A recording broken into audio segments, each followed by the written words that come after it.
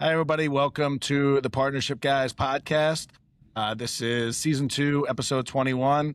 Thanks, everybody, for joining, whether it's on Apple Podcasts, Spotify, watching us on YouTube, or coming to our website, www.thepartnershipguys.com. We're so happy to be talking about partnerships, strengthening them, and really happy to be taking so many partnerships to the win, whether it's fixing it, building it, ending it, exiting it. It's something that Todd and Stephen and I are really passionate about, and we're so happy to be helping so many partnerships in any area they're struggling or they want to build in. So welcome everybody. I'm Rob Stoker. I'm here with Todd Leonardis, Stephen Schneider, Partnership Guys. Episode 21.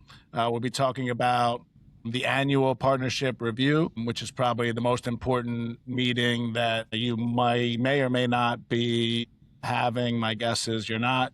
I know for me, I've had just amazing partnerships, and it's something that really never even occurred to me to do. And it's just one of those concepts that in reading Todd and Stephen's book years ago, I saw that they did it, and the way they do it and how they do it and how intentional they are and thoughtful they are with it. And so it's just another one of those things that I saw when I saw that, they do that. I was just so taken by how much that plays a role in strengthening their partnership. So welcome, Todd and Stephen. Love to hear, how you guys got started with really doing this, an annual partnership review, or, even I know you do more than that, and, where it all came from, what the original vision is, what it looks like now. Love to, hear your shares on anything you have. I mean, I've always done in our business just an annual planning session. Typically it's towards the end of the year to kind of talk about what we want to accomplish, what our goals are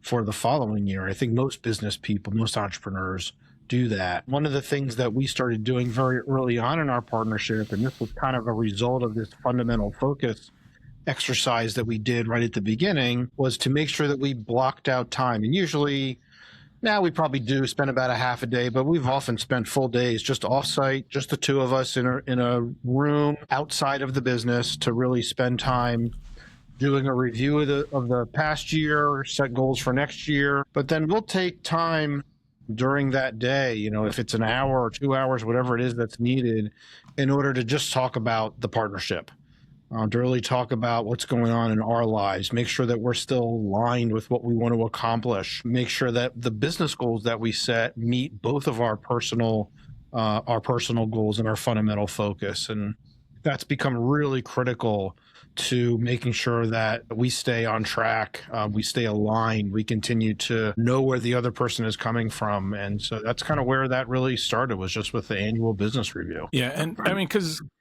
we talk constantly, as you know, anybody who listens, we go out to lunch all the time, but this is we put ourselves in a different headspace to really start talking about the fundamentals. And that might be what our fundamental focus is.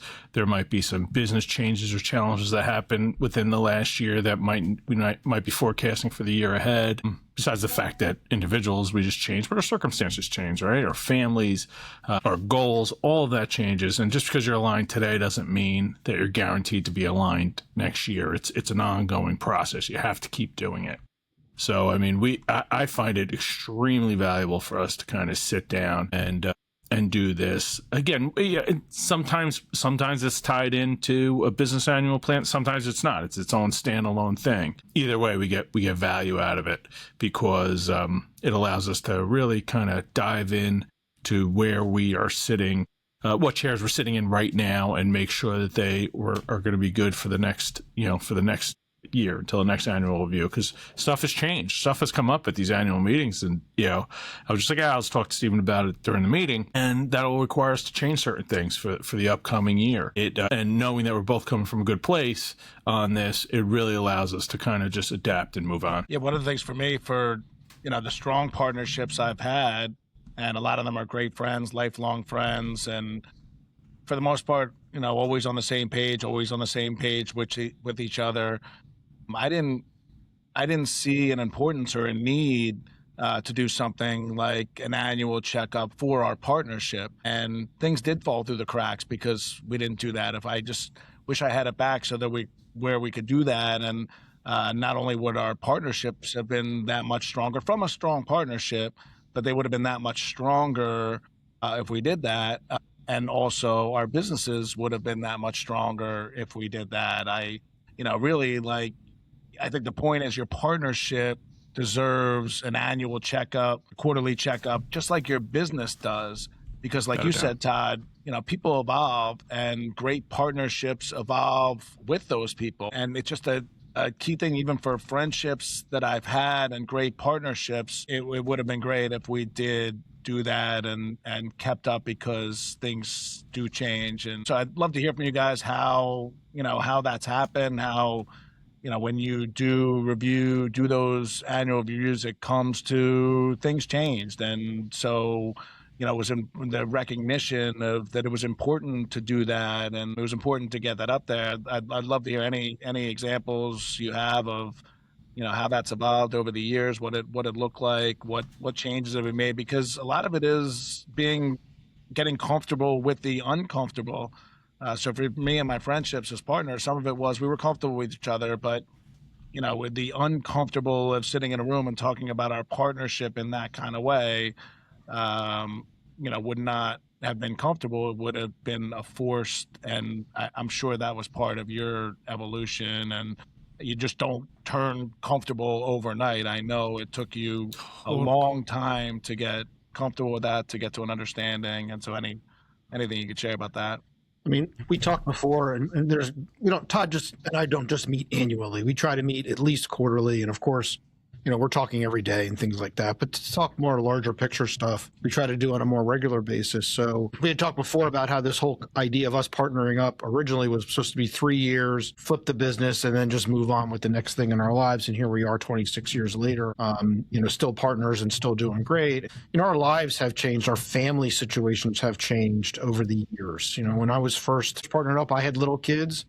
Todd wasn't even married. Now my kids are all grown up. They're out of the house. I'm starting to think about, okay, what does that next chapter for me look like in a few years? And Todd's got little kids. And so what does that mean to the two of us and our partnership and our business? And we recently had a situation where an opportunity or potential opportunity presented itself about the business and next steps with the business. And we sat down and we talked about, oh, that's a really interesting opportunity and something we want to pursue, but how does it impact each of us individually? Like, my goals 5-10 years from now are probably very different, or my goals and needs are very different than Todd.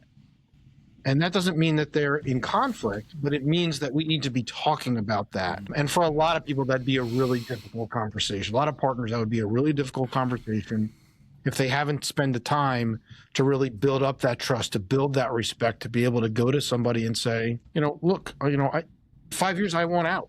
What is, and the other person's like, in 5 years, I can't get out. Right. And so how do we navigate that? And I'm not saying that's what's going to happen, because it's not. I don't think I could ever actually get out, because I don't want to. But, how do you have that conversation? And for us, it's really about just setting aside time outside the business so that we can actually have that conversation and start to figure out, okay, what do we need to do in order to make this objective work for both of us? Yeah, because I think the point is, when you do that, you're not just reviewing the business, you're reviewing the relationship running the business. And it's been decades of the two of you knowing that the best time to fix a partnership is before it's broken. And that's what I admire so much about your partnership, is that you're so ahead of it. Even for me, with the great friendships, great businesses I've had, we didn't do some of those things. And there might have been some partners that felt a certain way that I just never knew. And probably for sure, I was feeling certain ways about our partnership and, just didn't want to voice it. It was just easier to not. I knew the trust and respect was there. There was nothing bad, and so don't go to the uncomfortable conversations as opposed to stepping up and embracing that. That's what I love about how the two of you clearly operate, and now the three of us are operating, just following your playbook. And I just love being a part of it. And whether it's quarterly, annually, I look forward to it. I look forward to talking about it all, especially the partnership. Yeah, I mean, it doesn't need to be daunting. It doesn't even need to be, etched in stone. It should be fluid, right? You're connecting. So, I mean, some things when we were creating this, or when we kind of, again, evolved into doing this, we realized that it made sense to come back every year, talk about what our individual fundamental focus and life goals are, right? Talk about how our personal lives might have changed, or we're anticipating them changing. Our needs, our personal needs, to even touch base on that, right? I mean, I have two little kids. I know I need a few $1 million to raise them at this point, right? So it's not like I could just, close the laptop and sail off to the sunset.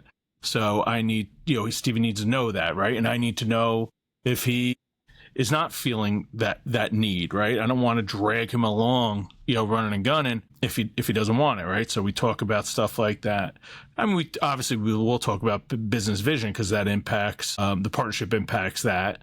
But we'll review our decision domains, make sure that nothing has changed or nothing doesn't need to be moved. It's really just about formalizing some communication regarding the partnership on a very high and deep level. So it doesn't need to be daunting. It doesn't need to be perfect. Right. It's not really about the business per se. It's really about how we fit into the business and how we want the business to fit into our partnership.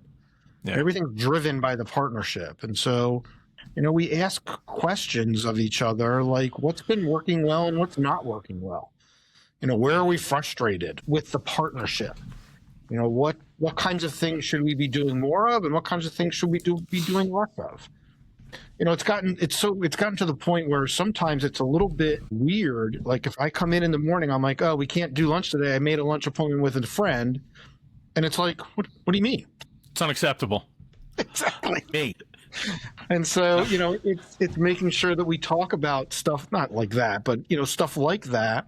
And what do we really want to do in order to build and grow the partnership in the coming year or the coming quarter or whatever it is? And, that's really been crucial to keeping lines of communication open and building a partnership that keeps getting better every day, every year.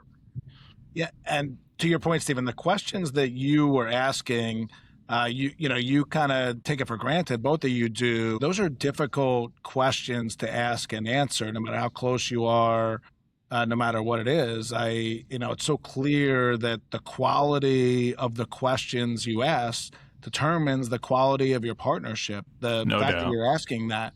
And so just one honest conversation a year, it can change the next decade, and it can end with commitments. You can agree on priorities. You can, like you said, decision domains, Todd. You can adjust responsibilities if needed. You can set communication goals. And the whole point is to leave with clear action items that may have been different from, the last time you got together to really dive into that partnership.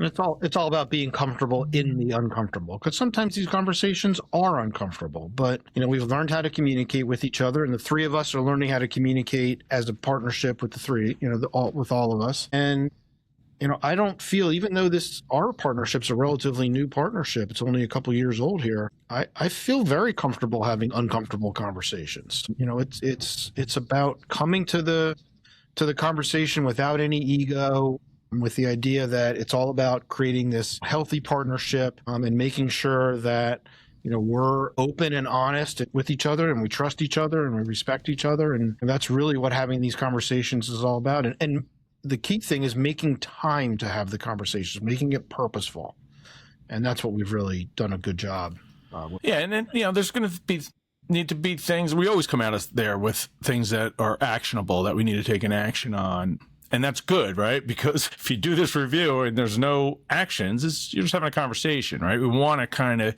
keep moving things along, not just be status quo.